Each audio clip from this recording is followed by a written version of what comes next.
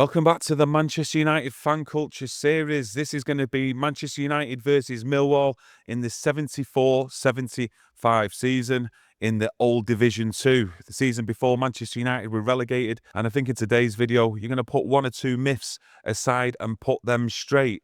But where I want to start first is the home game here at Old Trafford between Manchester United and Millwall before we get onto the Millwall versus Manchester United that season. Millwall at home. First game of the season, we'd already played Orient away. The Red Army had invaded London. Again, big anticipation for me as a 15-year-old lad. I was looking forward to it. I was up early, like lots of United fans that day, wanting to get to town. Always done that for the last couple of years, waiting for away fans to come. It was part of the tradition, part of the folklore of what you did. Had me breakfast full of beans, and I was on my way, and I was in town early. United fans everywhere, anticipating the arrival of Millwall fans. The excitement in town was just buzzing. Hopefully you had some toast with them beans early on in the morning. But is this a fixture where there was quite a lot of chat amongst Manchester United fans in your groups, the day before the game, anticipation and excitement of what might happen that day? As soon as we got relegated, all eyes turned on the fixture list. And it wasn't just United fans looking at the fixture list. It was people up and down the country. First game of the season, Man United, second division. Right? And here we have Millwall, hooligan firm. No two ways about it. Tough in their own town, tough when they go away. Are they going to come to Manchester United? And to be honest with you, did you really see fans come to Old Trafford in the early 70s? No, you didn't. But I was expecting Millwall to turn up, and I was out early and everyone else was waiting. Big, big day in the calendar, and it has been a few months now waiting for it. Manchester, you've got Piccadilly Railway Station, London Road. You've got a big ramp, you walk down it, and then you're onto London Road. And that road was full. Everyone waiting for that train to come. People was going up to Piccadilly, checking the time. Is it arrived? What time's it due? And everything else like that. But it's not a football special. We're waiting for a service train, normal train. There was no sign of any special train coming. And I was disappointed with that. I was expecting a couple of special trains full of Millwall fans to turn up. I expected a big, exciting day. Hordes of Millwall turning up. Riots. That's what I was expecting. First game of the season. I'd overblown it. Manchester United fans had overblown it. And it was a bit of a letdown, really. The Millwall fans I seen, there was just a handful across the road on London Road, just walking, trying to be nondescript, trying to blend in. Couldn't blend in. Not many scarves about.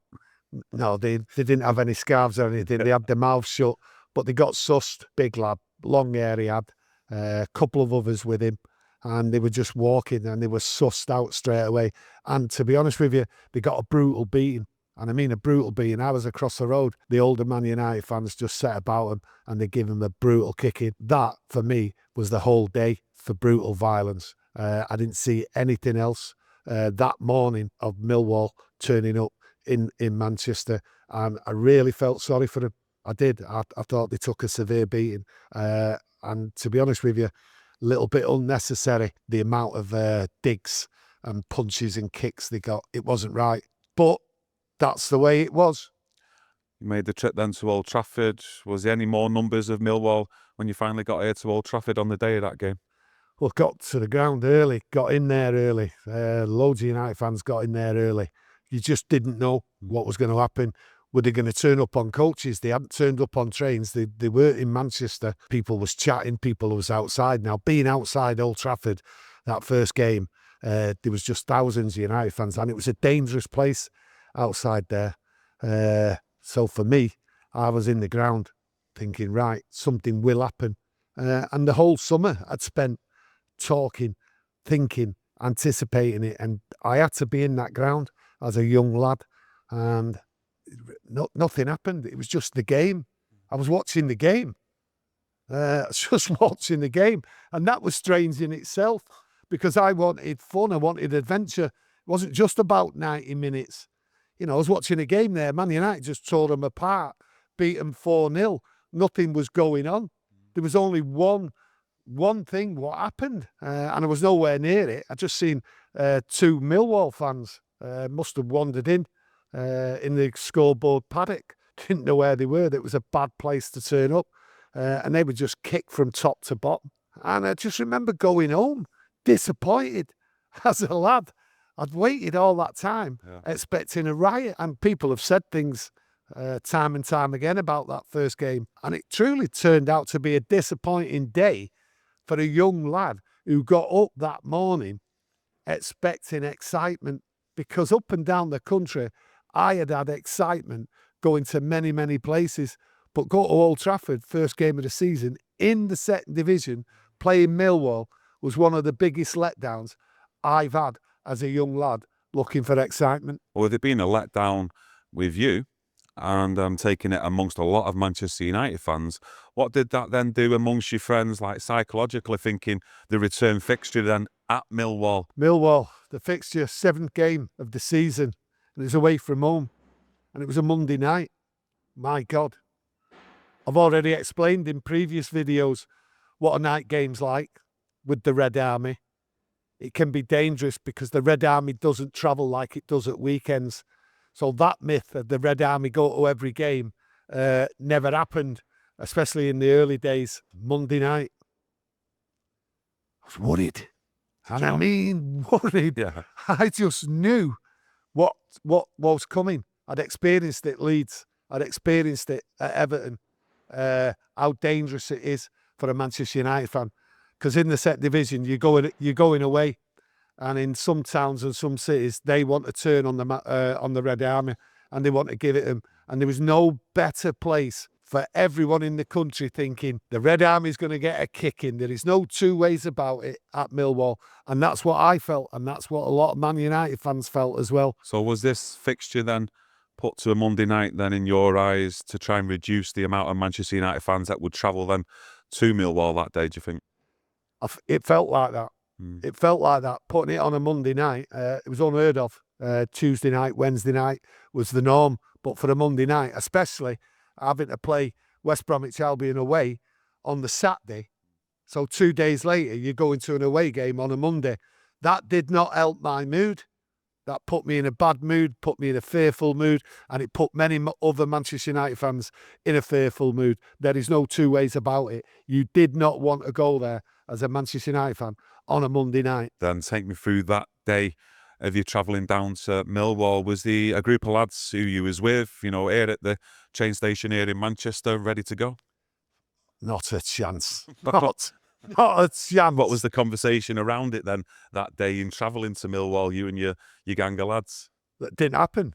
Didn't happen. They weren't going. People swerving the conversation. Yeah, the conversation was well swerved, especially by the lads in my own area. Go to London. We used to love itching it to London, even when we could have afforded to go on a train or something like that, or even gone on a coach. Itching it to London was the highlight for us. We loved it. So for me, my strategy, I've got to look after myself. And there's 2 things I did. I put on my school blazer. I'm itching it to London. I'm not going on no train. I'm itching it because I loved itching it to London. No matter what, even if I could afford to go buy any other transport, I used to love itching it in them early days. So I put my school blazer on. That was me. I'm having my breakfast. I'm itching it. I knew I'd get there. I knew I'd have no problem getting there. And that was me on my own. There was no conversation when I went to West Brom away about anyone coming with me or anyone really going to Millwall away on a Monday night. It was a quiet chat, a quiet build-up, a fearful one. Yes, there was United fans going, but how many were going? That was the problem. And I needed to be there at Euston, and I itched it, and I had to see how many was coming. Did I expect many United fans to be there? I was expecting a few. The idea is to wait for the special. I was expecting more and more, and there wasn't. I've got my eyes open. I'm not daft, and I can see people standing about, looking at United fans, trying to see how many United fans are out there. Don't know who they were.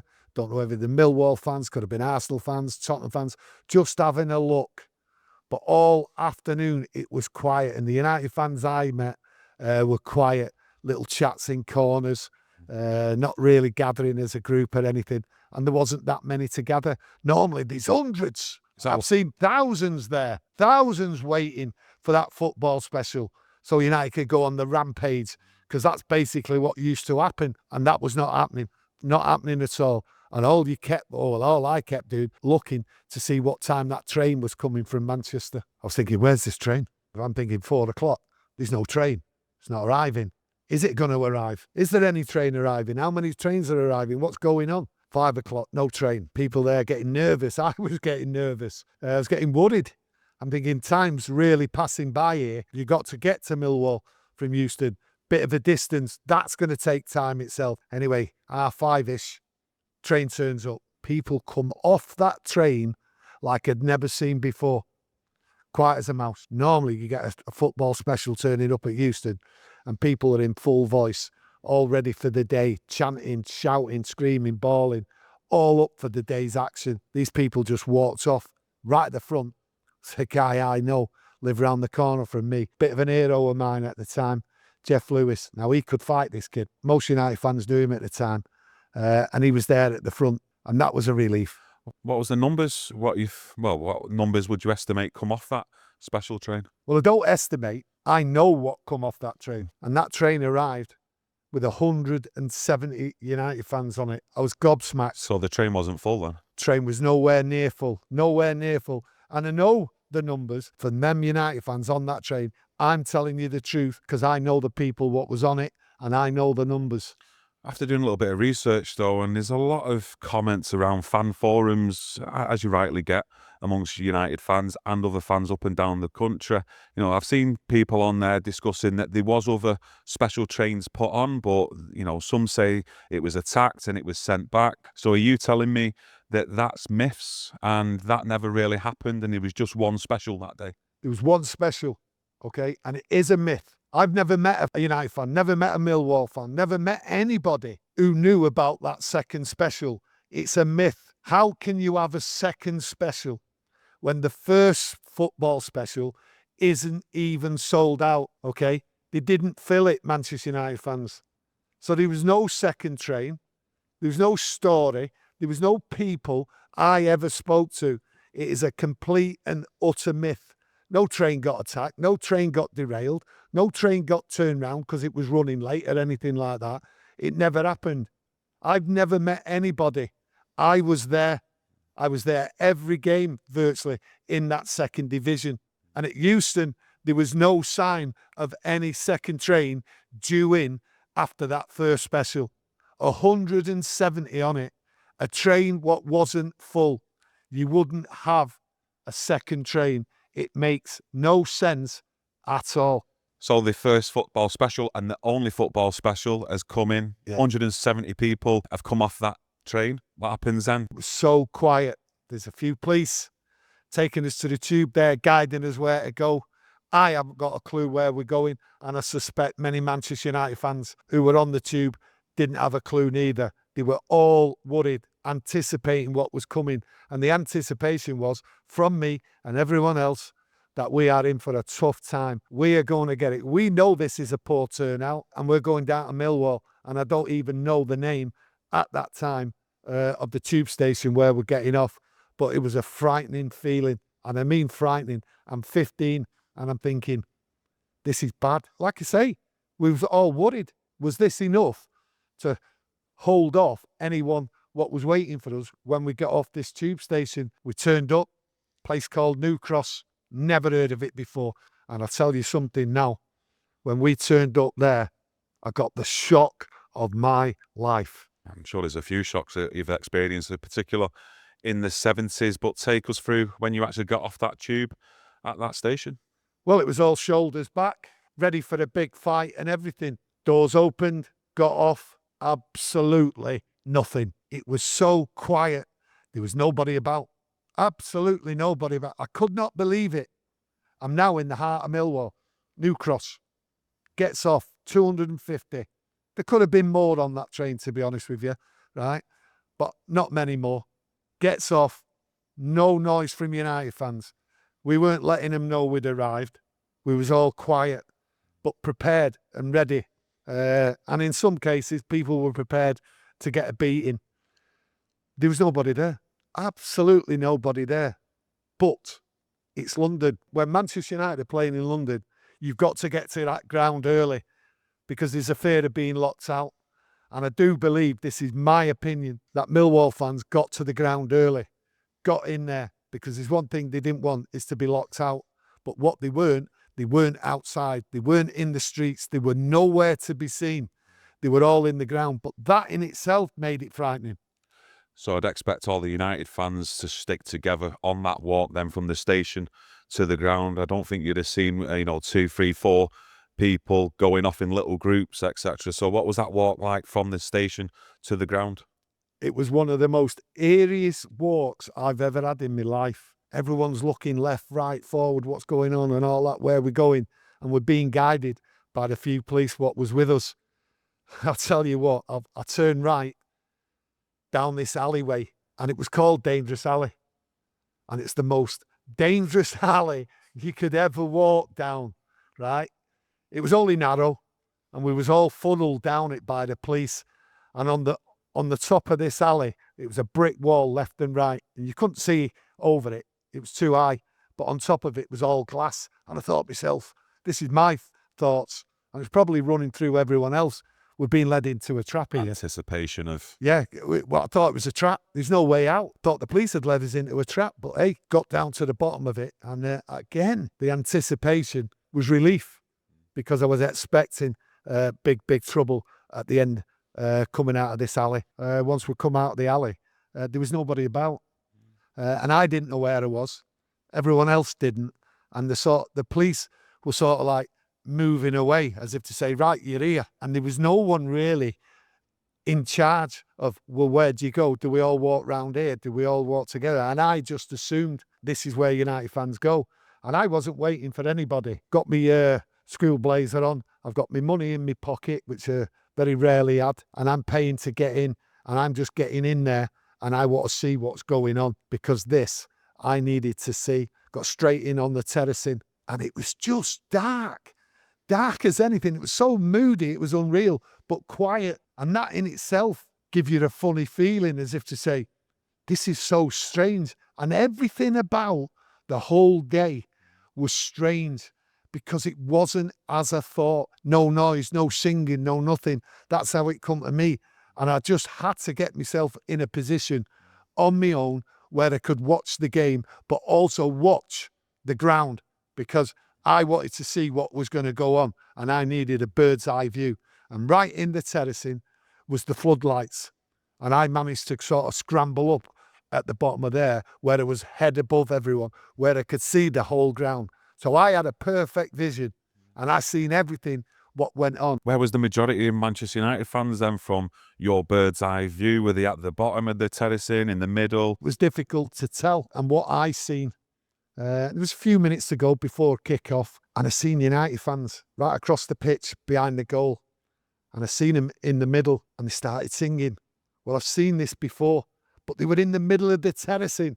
And me as a young lad, 15 years of age, I know that is a big mistake. In the middle of the terracing, a few hundred of yous, you're just going to get swamped. You're going to get it. The chance went up. And I tell you what, from everywhere, from down the side, from behind the goal, they were just coming from everywhere, Millwall fans, to get these United fans. And it only lasted about a minute. And you just seen people just charging into this group of United fans who were singing. They didn't sing for long. They were just trying to scatter, get away, because there was just absolutely loads of people diving into him. And I witnessed the most sickening, at that time, the most sickening beating. Couldn't believe it. I was helpless. I was really sick. I seen stretchers, and I seen one geezer, could have been a kid, I don't know. I haven't got a clue. But I seen one kid carried out on a stretcher. But I just seen like people being swung about. Not loads, just a few people getting a beating. And I was sickened with it, stood there on the floodlights on my own. So just explain to us why you're on your own at the floodlights and there's other United fans in this group on the other side of the stadium. Well, when we got to the ground, like I said, we wasn't really told where to go as a group. We wasn't led round the ground as a group. And people sort of, maybe one or two people knew where United's end were, but I didn't. And people weren't talking. And like I say, I wasn't going to start opening my mouth with the northern accent, a Manchester accent, I just kept it shut. And I was looking after number one myself. And people just sort of went wherever. And they were free to go wherever. And what was United's end? I didn't know. And I don't think most people did. They weren't escorted round there. There was none of that. Listen, you know, forget tickets and you're all in one end together and all that. That did not exist. And that's what made it frightening. Where I was stood, there was a group of United fans to the left of me. And they were rowdy. They were noisy. And I was shocked at that. Getting a sense that it does actually escalate where you were actually stood. I just thought these United fans were absolute mental. You know, mental. And I knew one or two of them, older lads. Only a small group. And they were singing, lads from Salford, lads from North Manchester and that. And they were singing. You could tell they'd had a drink. But there was no problem. There was lots of coppers in that end. But no one was attacking him. And I was baffled by it, but especially after seeing what I'd seen behind the goal. And I had to look after myself because it come on top. Not because any Millwall fan or anything like that had sussed me. In my head, I was in danger because a United fan, Roscoe, I always remember Roscoe, Salford kid, funny lad, always went to the games, stuck it on me for no reason because he was the one what got sussed. And he shouted to me and I was ill, absolutely ill. Thought, what are you doing shouting me? Yeah, you know the score, you keep your mouth shut, you don't speak. We've got northern accents, we're going to get battered, right? But he wanted to get battered with somebody by letting on to me because he turned round and said, I've been sussed out. Hang on a minute, you're talking to me, that means I'm sussed out, but I don't know who has sussed him out. Well, the panic set in me. Well, our time's coming up, just completely blanked him, and I've come down and got round the back, and it was moody. It was dark, loads of coppers there, but it was full of lads. And you knew they were Millwall, and there was one or two United fans in there as well, but so moody, and I felt scared because now I was on my own, and it was dark, didn't have any money now, and I thought to myself, I can't go back in there. I can't go back in there because I'm sussed out, but I don't know who by because Roscoe has just stuck it on me. Told the whole stand. Well, in my mind, he told the whole stand. And there was people who I can't see talking about me going, there's a United fan. Paranoia setting. Up, big paranoia. Paranoia like it had never set in before.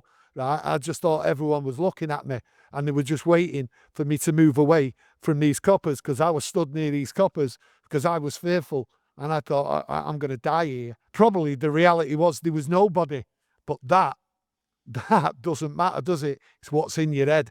I'm in Millwall. This is frightening territory. And I have been sussed. And I'm going to get a kick in. So what do? I've got to make a choice. What was the choice then? To go back into the game after half-time or leave the actual ground and try and make your way home? Oh, I'm out of there. Oh, there's no two ways about it. I'm out of there. I'm going to leave at the right time. I'm waiting for people to start going back onto the terracing. And then I'm going to make my move. And I'm going to get over that turnstile and get out of this ground because I need to be safe because it's my birthday the next day.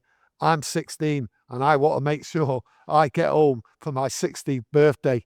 You made that decision to leave on your own though? You didn't try and grab another United fan to try and make you feel that little bit safer travelling back with someone else? Did I speak to another United fan? I think I spoke about 10 words.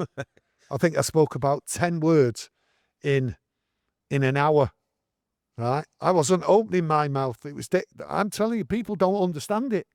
You open your mouth, a northerner, a mank, you're dead. You're finished. I know it. Everyone else knows it. I wasn't speaking to anyone. I just knew where I was going and I seen this turnstile and I seen someone go over it and I went straight over it and I was out there. Not a word said, but I don't know what's out there, do I? That in itself was frightening. But to me, what was the option? Go over the turnstile, into the street, get picked off, right? But I'm a good runner. You're not catching me. So that was my choice. Starts walking up. A couple of other people are walking up. But it's dark. It's quiet. That's all I know about Millwall. That is my recollection in a whole about being at Millwall. Dark, moody, fearful. And I'm fearful on the street trying to get home. So you'd hitched it down there, 15 years of age, you've got your school blazer on, Yeah. still a hope. So what's going through your head at the time of how to then get back home? Survival. That's what's going through my head. Survival. Get back to Euston, get that special train, wait for United fans to come back and get on that train and get home.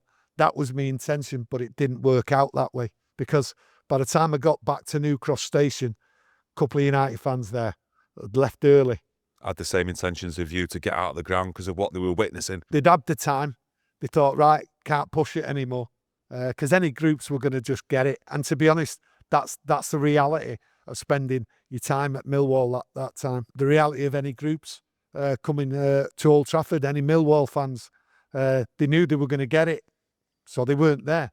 So United fans, they were hanging about. What United fans were there, were making the way out, were getting out, safety.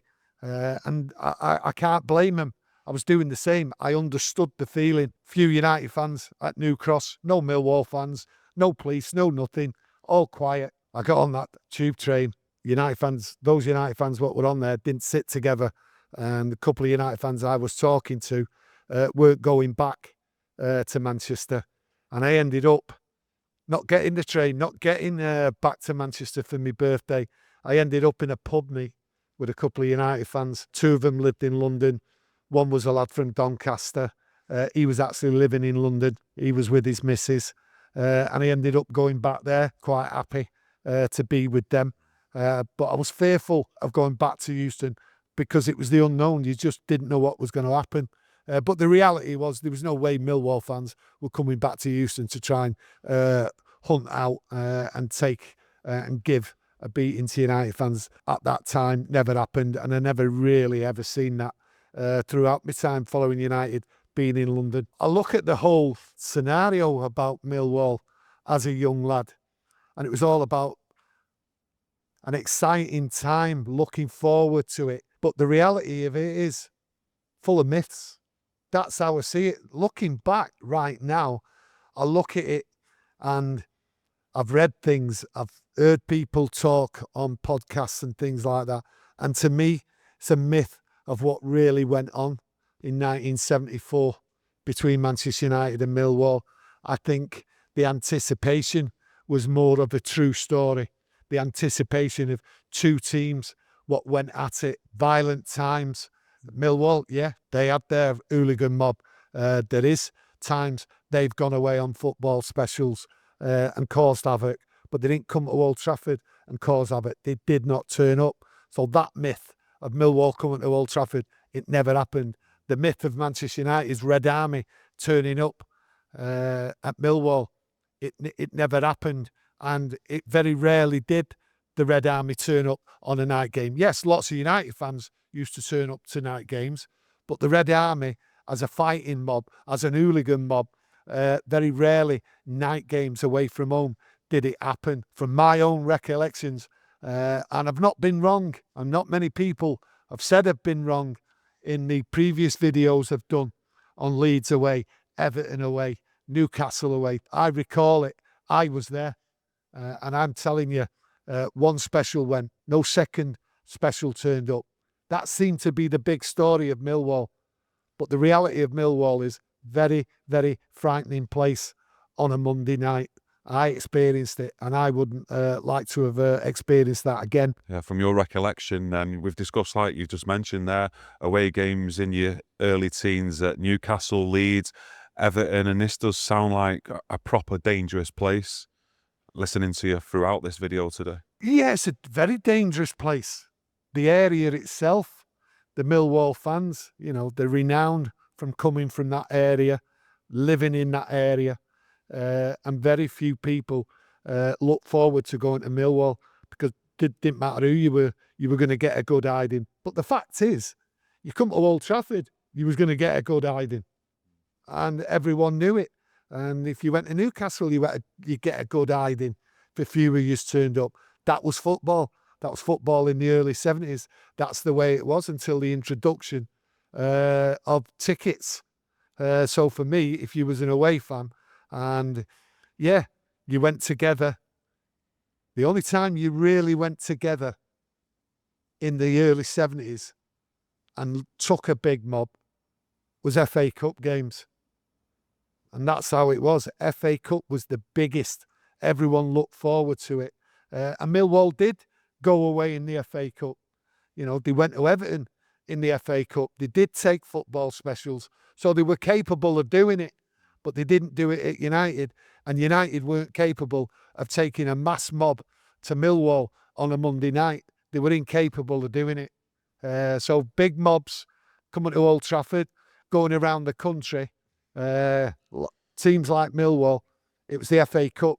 They were the special days for big mobs at weekends. What I say about the early 70s for a young lad, it was a great adventure. You could do what you want. You didn't have to have money. Thanks for sharing that story of your first time going to Millwall at 15 years of age. Obviously, there was one or two things I think you needed to clear up as well. Yeah. In particular, about there being more than one special train going that day. And I'd like to know your thoughts and opinions out there, whether you're a Manchester United fan or not, your recollections of actually going down to Millwall. And if there's any Millwall fans out there, get involved with your recollections of coming to Old Trafford or facing teams at your ground. And if you want to hear more stories on the Manchester United fan culture from Tony O'Neill, smash that like button and let us know in that comments section. It's much appreciated you all getting involved, and we'll see you in the next one soon. Thank you. Thank you.